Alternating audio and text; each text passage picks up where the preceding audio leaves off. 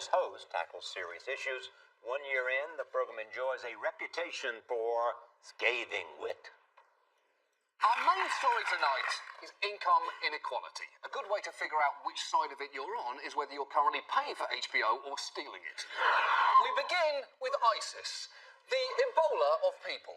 Japan, Earth's pervert uncle. Net neutrality. The only two words that promise more boredom in the English language are featuring Sting. President Bashar al-Assad apparently has been ordering pop music off iTunes. His playlist includes Sexy and I Know It by LMFAO. LMFAO? So we're dealing with someone with the political instincts of a young Joseph Stalin and the music tastes of a 14-year-old girl from Orange County named Tiffany. Oh, that song is so hot. The president of Ecuador has been stalking me on Twitter all week long. I'm Ben Tracy in Washington State, where we're going to introduce you to a pretty sweet piece of technology known as the salmon cannon. Let's see where this salmon ends up. Of course, the situation in the Mideast only getting more complicated. The U.S. has been bombing pretty... Some of the freshest water you'll probably ever taste because it dates back 400,000 years. What are you doing? Tragically, the Antarctic ice shelf is rapidly diminishing. Now, if you'll excuse me... The death penalty is like the McRib. When you can't have it, it's so tantalizing. But as soon as they bring it back, you think this is ethically wrong. My daddy's in jail right now for a low-level drug offense. You see, that's exactly what I'm talking about, Timmy. That's crazy. Well, my daddy's in jail because he killed 4 people. Yeah, well, okay, he's actually a dangerous individual who needs to be in jail, so that's not really the same thing. My daddy's in jail and people pay money to see him. Yeah, that's actually a zoo. That's different. John Oliver, welcome back. It's a very silly combination of clips. Yeah. It's a very dumb show. Doing very well. So what is the intent of this dumb show? Just to make people laugh. That's it. At the end of the week, we try and find things we're interested in and make people laugh. And if that involves puppets or a salmon cannon, then more the better. Is this the most fun you've had in your life, in your comedic life? Yeah, but I've not had a lot of fun in my life, Charlie. I'm from Britain. I was raised as a pickpocket. So Nora wants to know why you didn't shave this morning. Why I didn't? No, Nora doesn't want to know that. I heard you, Charlie. You wanted to know that, like my mum. That's right. I honestly forgot. I forgot. Because I'm just going to normal work. Yeah. This is, I guess if I respected this workplace more, I would have shaved. But it seems like I'm sending a message. But John, how are you able to find such comedy in such serious issues? Some of the bites you pick, the news looks so silly, but you have a way of really putting it all in perspective. Well, it's not just me. I am the unfortunate face of a lot of people's work. So, yeah, we have an amazing staff of, writers and producers and Tim Carvel and Liz Stanton, who I run the show with. So, yeah, I just get the credit for a lot of people's work. No, but Klaus, who's over there on the Steadicam, who never talks to anybody. Yeah. He came up to you and said, "So when do you start writing for your show?" Yeah, Klaus was grilling me pretty hard. I was wondering if that's a new segment Dreams of his own show. He's an Emmy winner. We have an too. Emmy award-winning crew. Yeah. But that's right. Well, Klaus is getting ideas above his station now. That Emmy was dangerous. So take us through the Edward Snowden thing, which is a classic example. Yeah. Well, take it through it. Another live Snowden. What did you want to accomplish? Well, I wanted something you want to do again? Yeah, I'd love to go back again. It was such a pleasant experience. 48 panicked hours in Russia. Well, it was just, I wanted to, what he revealed is so incredibly interesting, and it's not been communicated very well. And so we wanted really to examine that. And so that's what we tried to do with him over a long interview. But the interview was devastating. I mean, I know it was humorous, but it was devastating because it was incisive. I mean, it was more than just entertainment. Well, yeah, I'm not really looking to devastate anyone, but it was. We came up with a very, very silly construct to communicate it, which I probably can't say at this point in the morning. It was about south of the man's waist area and what each program that the NSA has can do regarding photographs of said region. I'd call that devastating. Yes, it was pretty devastating on a moral level. No, it was.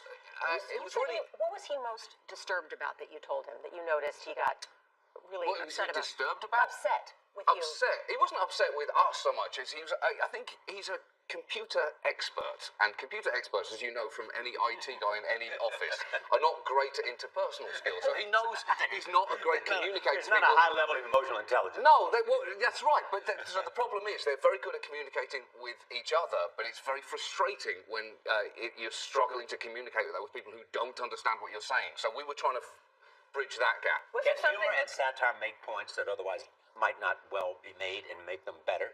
I've no idea. I think ideally satire would not do anything better than anyone. but was there anything that surprised you about Edward Snowden? Because most people have never talked to him. Many people haven't even heard him speak, but you're sitting there face to face, nose to nose with him. Well, he's talked to a lot of people. I mean, he's done Reddit AMAs. You can't really Yeah. be more available to the world than doing a Reddit AMA. So it was about as long way from exclusive as possible. But yeah, But most people aren't face to face with him, John. Sure, That's what I mean. You went to Russia to see him. Yeah, That's what I I'm did. talking Yeah, about. yeah. So it was. Don't minimize what you did. I did. I got on a flight for 10 hours. Well done, me. But you know, it was interesting to do it in a room because you can kind of examine it long form and try and help him communicate what are immensely complicated things. Was he likable? He was like, I mean, yeah, it was. We were really working, really. So it's not. We didn't get to hang out. We didn't go to Chipotle for multiple reasons. One being that if there is Chipotle there and it isn't, it would be sanctioned. Or you might run into a presidential candidate. Yes, of course, exactly. They'd love it. So what is it about The Daily Show that has produced so many people now that have their own shows? You and Larry and John Steve. Stewart. It's a pretty easy answer. John Stewart is the greatest who's ever done this. In any, look, as a comedian, I'm allergic to sincerity. Why is that? No. But why is it? On a serious note, what Because is it about John? he's the best. He's the Best best at what he does, who's but also the ever best done at this. nurturing talents. Yeah, he's incredible. He's an incredible comedian. He's an incredible writer. He's an incredible man manager. I owe him everything.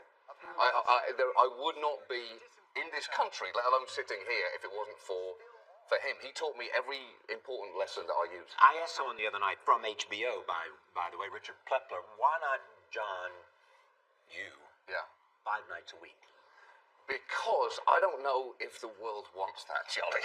I think I'm better in small doses, as you we're want going that, to find John? out this One night a morning. week? But do you want it? Would you like it? A Would daily I like show? to do? You couldn't do what we do on Sunday 5 times across the week. We couldn't physically do that to our staff. It would decimate them. Are you lazy people? Yeah, we are innately lazy. They That's do it right. on The Daily Show, don't they? They do. Yeah, they do. Yeah, but it's a little different. Like what we do with the same kind of tools is a little different. So it's some slow cooking that we do. Will you stay with us? No. Yes, I will. Yes. You have no choice, John Oliver. Somebody get We the have you handcuffs. slotted next. Somebody get the handcuffs. I'll be here. All right. Well, we're- if you don't say Klaus. Yeah. Klaus is a big boy. okay, we'll have Big more. muscles. Just saying. We'll have more with John Oliver. We're going to talk about Trevor Noah, more on Colbert, and the 2016 presidential race. But We're back with John Oliver. Next month, he will collect a Peabody Award. Yeah. Go you. I've managed to devalue the concept of the people. For last week tonight. So how do you feel about this hit show and the fame that comes with that, John? Are you comfortable with the fame? Are you nervous about the fame? I don't really go anywhere, so I'm not exposed to any hypothetical fame. But you know what I mean when you're out and about. Certainly more people recognize you. Yeah, I'm not really comfortable with it. Why? I'm not really because I'm too British, Gail. I don't. I'm not a big fan of myself, so I don't really understand why anyone else is. No, you're doing something right. Is the show where you want it to be? No, we're working hard to, it's a learning curve. It's been 12 months this week, so we've been on for a year, and so there's a lot of stuff for us to improve upon and get better. John Stewart, you mentioned your mentor is leaving. Trevor Noah is replacing him. He got in a bit of hot water. Fair, unfair. Right off the bat, yeah. Well, I think you just got to wait and see. Well, I think John said it best. He'll either earn everyone's trust or he won't. And it's just Should you simple be as that. judged on past things that you did in the past years ago? Well, it depends what they are. It depends what they are. If we're in a Floyd Mayweather situation, then arguably, yes, you should be judged on it. Okay, but the tweet, they said inappropriate tweets and sexist tweets. Should you be judged by that as a comedian taking over? talking about It Trevor Noah. depends. Trevor Noah. Trevor yeah. Noah. It depends. Yeah. Thank me for that, John. Thank you. Yeah, for the clarification, It right. depends. It just depends on a case by case what they are. But I think you just have to wait. If there's trust to earn back, then he'll try and do that. Now, what is your obsession with Charlie? What I love about Charlie is, apart from the smell, which as we all know is intoxicating, what I love is... what? Say it, Charlie. Say it. You smell good. It's a compliment. You do not smell good. Rose, I do put not on. have a smell. You do? Oh, Charlie. That's like me saying I don't have an accent. I would love to know why you love me. Because, Charlie, you light up every room that you're in. I'm happy to see you whenever I'm in a room. Whenever I've seen you, it's usually in a room that I'm not very comfortable in. And when you come in, I'm more comfortable in it, Charlie.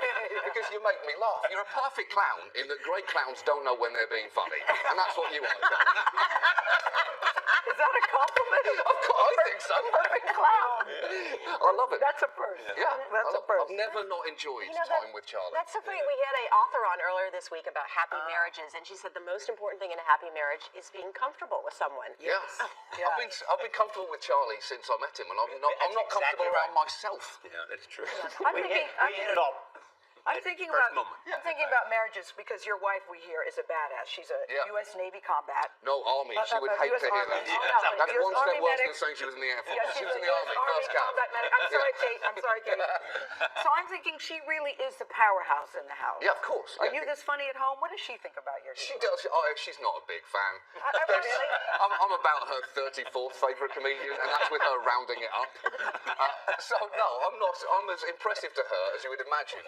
I'm impressive to someone who's fought in a war. Let's talk about what's going on in Baltimore. As you know, this morning we had the Baltimore mom, who many people was calling Mom of the Year on our show. Watch that footage. I mean, she was giving her son The business. the business. Yeah. Exactly.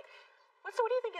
You've talked about Ferguson in the past and some of the riots that we've had going on.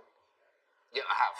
Sorry, what's the... Yeah. Well, I mean, what is, when she came here and talked about, how do you make humor of a situation like that? Well, it's complicated, so, it takes time, which is why it's not easy to do it just, on cue in a scenario like this. So, yeah, the Ferguson thing we took a week to look at, and we tried to build in the ideas of police militarisation in it as well, so you're not just picking at a local scab, you're trying to show how this is a systemic problem.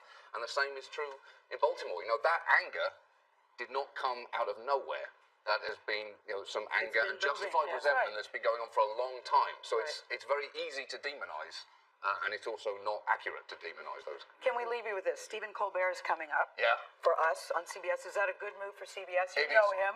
It is a phenomenal move. There's barely a better move. You're losing a legend in Letterman.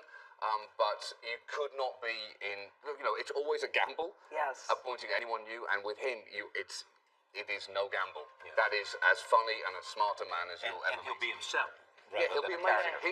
He will objectively be amazing. All right. Well, you're amazing. Thanks No, for I'm not. I'm not. Don't say that. John Oliver. What do you thank buy the royal baby? I smell great. What do you All right, buy last week tonight. I don't care. I don't care about the royal baby. I don't care. You're watching CBS this morning.